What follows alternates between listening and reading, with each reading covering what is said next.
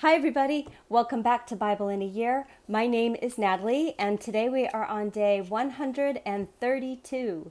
I am so happy that you're here today, and I hope you're doing great. We are going to be reading out of Numbers chapter 22, Isaiah chapter 17 and 18, Matthew chapter 9, and then we'll close out the day with Psalm 80, verses 12 through 19. Let's get started with Numbers chapter 22. It feels like we might have a busy day today. Let's get started. The children of Israel traveled and encamped in the plains of Moab beyond the Jordan at Jericho. Balak, the son of Zippor, saw all that Israel had done to the Amorites. Moab was very afraid of the people because they were many. Moab was distressed because of the children of Israel.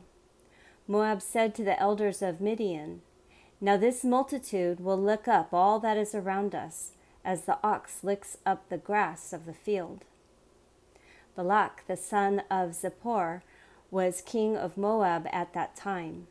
He sent messengers to Balaam, the son of Beor, to Pethor, which is by the river, to the land of the children of the people, to call him, saying, "Behold, there is a people who came out of Egypt. Behold, they cover the surface of the earth, and they are staying opposite me. Please come now, therefore, and curse this people for me, for they are too mighty for me. Perhaps I shall prevail, that we may strike them, and that I may drive them out of the land. For I know that he whom you bless is blessed, and he whom you curse is cursed." The elders of Moab and the elders of Midian departed with the rewards of divination in their hand. They came to Balaam and spoke to him in the words of Balak. He said to them, "Lodge here this night, and I will bring you word again, as Yahweh shall speak to me." The princes of Moab stayed with Balaam. God came to Balaam and said, "Who are these men with you?" Balaam said to God, "Balak, the son of Zippor, king of Moab, has come to me. Behold, the people that has come out of Egypt covers the surface of the earth. Now come, curse them for me. Perhaps I shall be able to fight against them and shall drive them out." God said to Balaam, "You shall not go with them. You shall not curse the people, for they are blessed." Balaam rose up in the morning and said to the princes of Balak, "Go to your land, for Yahweh refuses to permit me to go with you." The princes of Moab rose up, and they went to Balak and said, "Balaam refuses to come with us." Balak again sent princes, more and more honorable than they. They came to Balaam and said to him, "Balak, the son of Zippor, says, 'Please let nothing hinder you from coming to me, for I will promote you to very great honor, and whatever you say to me, I will do. Please come therefore and curse this people for me.'" Balaam answered the servants of Balak, "If Balak would give me his house full of silver and gold, I can't go beyond the word of Yahweh my God to do less or more. Now therefore, please stay here tonight as well, that I may know what else Yahweh will speak to me." God came to Balaam at night and said to him, "If the men have come to call you, rise up, go with them, but only the word which I speak to you, that you shall do." Balaam rose up in the morning and saddled his donkey and went with the princes of Moab. God's anger burned because he went, and Yahweh's angel placed himself in the way as an adversary against him. Now he was riding on his donkey, and his two servants were with him. The donkey saw Yahweh's angel standing in the way, with his sword drawn in his hand, and the donkey turned out of the path and went into the field. Balaam struck the donkey to turn her onto the path. Then Yahweh's angel stood in a narrow path between the vineyards, a wall being on this side and a wall on that side. The donkey saw Yahweh's angel, and she thrust herself to the wall and crushed Balaam's foot against the wall. he struck her again. Yahweh's angel went further and stood in a narrow place where there was no way to turn either to the right hand or to the left. The donkey saw Yahweh's angel, and she lay down under Balaam. Balaam's anger burned, and he struck the donkey with his staff. Yahweh opened the mouth of the donkey and said to Balaam, "What have I done to you that you have struck me these 3 times?" Balaam said to the donkey, "Because you have mocked me. I wish there were a sword in my hand, for now I would have killed you." The donkey said to Balaam, "Am I not your donkey, on which you have ridden all your life long until today? Was I ever in the habit of doing so to you?" He said, "No." Then Yahweh opened the eyes of Balaam, and he saw Yahweh's angel standing in the way, with his sword drawn in his hand, and he bowed his head and fell on his face. Yahweh's angel said to him, "Why have you struck your donkey these 3 times? Behold, I have come out as an adversary, because your way is perverse before me. The donkey saw me and turned away before me these 3 times. Unless she had turned away from me, surely now I would have killed you and saved her alive." Balaam said to Yahweh's angel, "I have sinned, for I didn't know that you stood in the way against me. Now therefore, if it displeases you, I will go back again." Yahweh's angel said to Balaam, "Go with the men, but you shall only speak the word that I shall speak to you." So Balaam went with the princes of Balak. When Balak heard that Balaam had come, he went out to meet him in the city of Moab, which is on the border of Arnon, which is in the utmost part of the border. Balak said to Balaam, Didn't I earnestly send for you to summon you? Why didn't you come to me? Am I not able indeed to promote you to honor?" Balaam said to Balak, "Behold, I have come to you. Have I now any power at all to speak anything? I will speak the word that God puts in my mouth." Balaam went with Balak, and they came to Kiriath Huzoth. Balak sacrificed cattle and sheep and sent to Balaam and to the princes who were with him.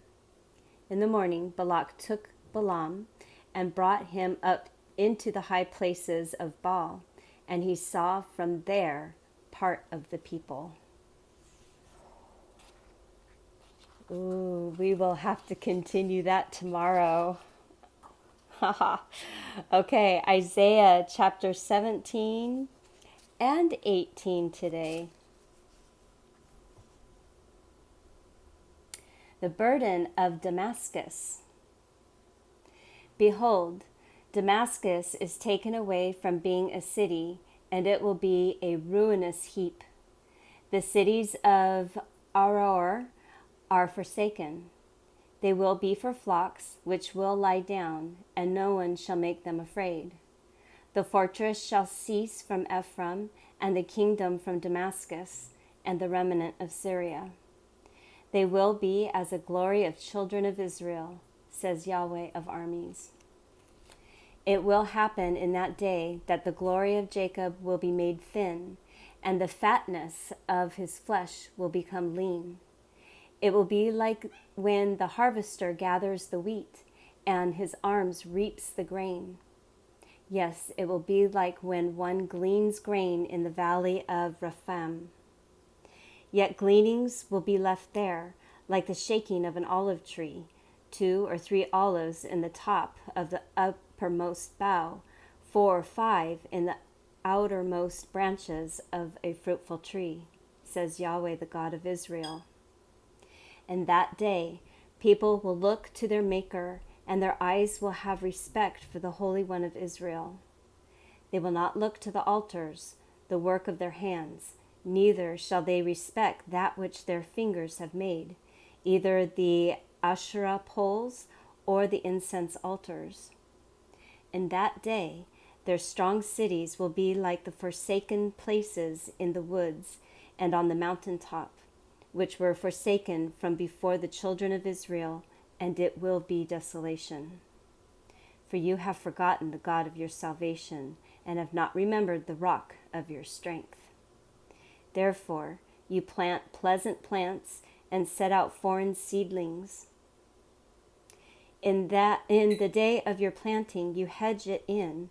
In the morning, you make your seed blossom, but the harvest flees away in the day of grief and of desperate sorrow. The uproar of many peoples who roar like the roaring of the seas, and the rushing of nations that rush like the rushing of mighty waters. The nations will rush like the rushing of many waters, but he will rebuke them, and they will flee far off, and will be chased like the chaff of the mountains before the wind, and like the whirling dust before the storm. At evening, behold, terror. Before the morning, they are no more. This is the portion of those who plunder us, and the lot of those who rob us. Chapter 18. All the land of the rustling of wings, which is beyond the rivers of Ethiopia, that sends ambassadors by the sea, even in vessels of papyrus on the waters, saying, Go, you swift messengers, to a nation tall and smooth, to a people awesome from their beginning onward, a nation that measures out and treads down, whose land the rivers divide. All you inhabitants of the world, and you dwellers on the earth, when a banner is lifted up on the mountains, look. When the trumpet is blown, listen. For Yahweh said to me, I will be still, and I will see in my dwelling place like clear heat in sunshine, like a cloud of dew in the heat of harvest. For before the harvest, when the blossom is over and the flower becomes a ripening grape, he will cut off the sprigs with pruning hooks, and he will cut down and take away the spreading branches. They will be left together for the ravenous birds of the mountains and for the animals of the earth. The ravenous birds will eat them in the summer, and all the animals of the earth will eat them in the winter. In that time, a present will be brought to Yahweh of armies from a people tall and smooth, even from the people awesome from their beginning onward. A nation that measures out and treads down, whose land the rivers divide, to the place of the name of Yahweh of armies, Mount Zion. Wow. All right, moving into Matthew chapter 9. Jesus entered into a boat and crossed over and came into his own city. Behold, they brought to him a man who was paralyzed, lying on a bed. Jesus, seeing their faith, said to the paralytic, Son, cheer up. Your sins are forgiven you. Behold, some of the scribes said to themselves, This man blasphemes. Jesus, knowing their thoughts, said, Why do you think evil in your hearts? For which is easier to say, Your sins are forgiven, or to say, Get up and walk? But that you may know that the Son of Man has authority on earth to forgive sins. Then he said to the paralytic, Get up and take up your mat and go to your house. He arose and departed to his house, but when the multitude saw it, they marveled and glorified God, who had given such authority to men. As Jesus passed by from there, he saw a man called Matthew sitting at the tax collection office. He said to him, Follow me. He got up and followed him. As he sat in the house, behold, many tax collectors and sinners came and sat down with Jesus and his disciples. When the Pharisees saw it, they said to his disciples, "Why does your teacher eat with tax collectors and sinners?" When Jesus heard it, he said to them, "Those who are healthy have no need for a physician, but those who are sick do. But you go and learn what this means. I desire mercy and not sacrifice, for I came not to call the righteous, but sinners to repentance." When John's disciples came to him saying, "Why do we and the Pharisees fast often, but your disciples don't fast?" Jesus said to them, "Can the friends of the bridegroom mourn as long as the bridegroom is with them? But the days will come when the bridegroom will be taken away from them, and then they will fast. No one puts a piece of unshrunk cloth on an old garment, for the patch would tear away from the garment, and a worse hole is made. Neither do people put new wine into old wineskins, or else the skins would burst, and the wine would be spilled, and the skins ruined. No, they put new wine into fresh wineskins, and both are preserved." While he told these things to them, behold, a ruler came and worshipped him, saying, "My daughter has just died, but come and lay your hand on her, and she will live." Jesus got up and followed him, as did his disciples. Behold, a woman who had a discharge of blood for 12 years came behind him and touched the fringe of his garment. For she said within herself, "If I just touch his garment, I will be made well." But Jesus, turning around and seeing her, said, "Daughter, cheer up. Your faith has made you well." And the woman was made well from that hour. When Jesus came into the ruler's house and saw the flute players and the crowd in noisy disorder, he said to them, "Make room, because the girl isn't dead, but she's just sleeping." They were ridiculing him, but when the crowd was sent out, he entered in, took her by the hand, and the girl arose. The report of this event went out into all that land. As Jesus passed by from there, 2 blind men followed him, calling out and saying, "Have mercy on us, Son of David." When he had come into the house, the blind men came to him. Jesus said to them, "Do you believe that I am able to do this?" They told him, "Yes, Lord." Then he touched their eyes, saying, "According to your faith, be it done to you." Then their eyes were opened. Jesus strictly commanded them, saying, "See that no one knows about this." But they went out and spread abroad his fame in all that land. As they went out, behold, a mute man who was demon-possessed was brought to him. When the demon was cast out, the mute man spoke. The multitudes marveled, saying, "Nothing like this has ever been seen in Israel." But the Pharisees said, "By the prince of the demons, he casts out demons." Jesus went about all the cities and all the villages, teaching in their synagogues and preaching the good news of the kingdom, and healing every disease and every sickness among the people. But when he saw the multitudes, he was moved with compassion for them, because they were harassed and scattered like sheep without a shepherd. Then he said to his disciples, "The harvest indeed is plentiful, but the laborers are few. Pray therefore that the Lord of the harvest will send out laborers into his harvest."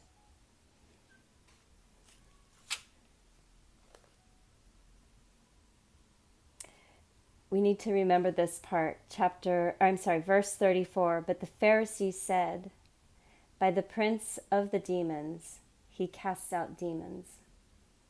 because Jesus will talk about this. Spoiler alert. He basically says, why would a demon cast out a demon? You silly Pharisees. Anyway, we'll read more about what he says about that. So Psalm chapter 80, verses 12 through 19. Let's close out this day. Why have you broken down its walls, so that all those who pass by the way pluck it? The boar out of the wood ravages it. The wild animals of the field feed on it. Turn again, we beg you, God of armies. Look down from heaven and see, and visit this vine, the stalk which your right hand planted, the branch that you made strong for yourself. It's, it's burned with fire. It's cut down. They perish at your rebuke. Let your hand be on the man of your right hand, on the Son of Man, whom you made strong for yourself. So we will not turn away from you. Revive us, and we will call on your name. Turn us again, Yahweh, God of armies. Cause your face to shine, and we will be saved. Cause your face to shine. Wow, what a great day this was. Some great history. I'm looking forward to tomorrow because we have a couple cliffhangers there. So thank you again, everybody, for stopping by. I am so glad that you're here. And I wish you all the very best day today. And I will see you tomorrow. Bye.